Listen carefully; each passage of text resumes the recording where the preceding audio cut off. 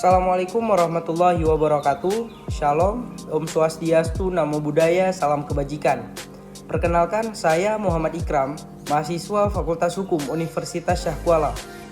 Adapun video ini saya buat untuk menyelesaikan tugas akhir semester mata kuliah Hukum Lingkungan yang dibina langsung oleh Ibu Khatijah SHMH. Adapun beberapa butir soal yang diberikan oleh Bu Khatijah, yang pertama adalah penjelasan masing-masing pengertian dalam konteks hukum lingkungan beserta dasar hukum yang mengatur. Pada poin A ada class action, pada poin B ada hak gugatan lingkungan, pada poin C ada penyelesaian sengketa lingkungan di luar pengadilan, dan pada poin D ada prinsip strict liability. Yang pertama, class action. Menurut Undang-Undang Nomor 23 Tahun 1997 tentang pengelolaan lingkungan hidup, yang dimaksud dengan class action adalah kelompok kecil masyarakat untuk bertindak mewakili masyarakat dalam jumlah besar yang dirugikan atas dasar kesamaan permasalahan, fakta hukum, dan tuntutan yang ditimbulkan karena pencemaran atau perusakan lingkungan. Selanjutnya ada standing law, adalah sebuah produk hukum yang memberi akses orang, perseorangan, kelompok ataupun organisasi di pengadilan sebagai pihak penggugat. Selanjutnya adalah penyelesaian sengketa lingkungan hidup di luar pengadilan. Itu sendiri diselenggarakan untuk mencapai kesepakatan mengenai bentuk dan besarnya ganti rugi dan atau mengenai tindakan tertentu guna menjamin tidak akan terjadinya atau terulangnya dampak negatif lingkungan hidup.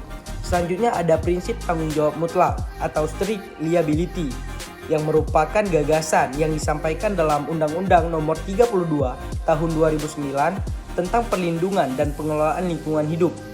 Pasal 88, yaitu setiap orang yang tindakannya, usahanya atau kegiatannya itu menggunakan limbah B3. Untuk soal nomor 2, Ibu Khatijah memberikan soal apakah yang dimaksud dengan baku mutu lingkungan hidup dan kriteria baku kerusakan lingkungan hidup, serta apa hubungannya dengan pencemaran dan pengerusakan lingkungan hidup. Ukuran batas atau kadar makhluk hidup, zat energi atau komponen yang ada atau harus ada, dan unsur pencemaran yang tenggang keberadaannya dalam suatu sumber daya tertentu sebagai unsur lingkungan hidup. Pada soal nomor 3, pada soal nomor 3 itu adalah jelaskan bagaimana penyelesaian sengketa lingkungan hidup yang ditinjau dari aspek perdata dan aspek hukum administrasi negara serta pidana.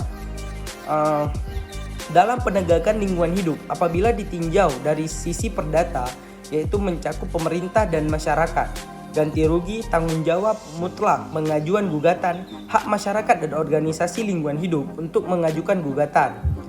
Penegak hukum lingkungan administratif adalah penegak hukum lingkungan oleh lembaga pemerintah yang merupakan aparatur negara yang berwenang mengeluarkan izin, yang mempunyai fungsi sebagai mekanisme pengawas dan penerapan sanksi administratif serta gugatan tata usaha negara.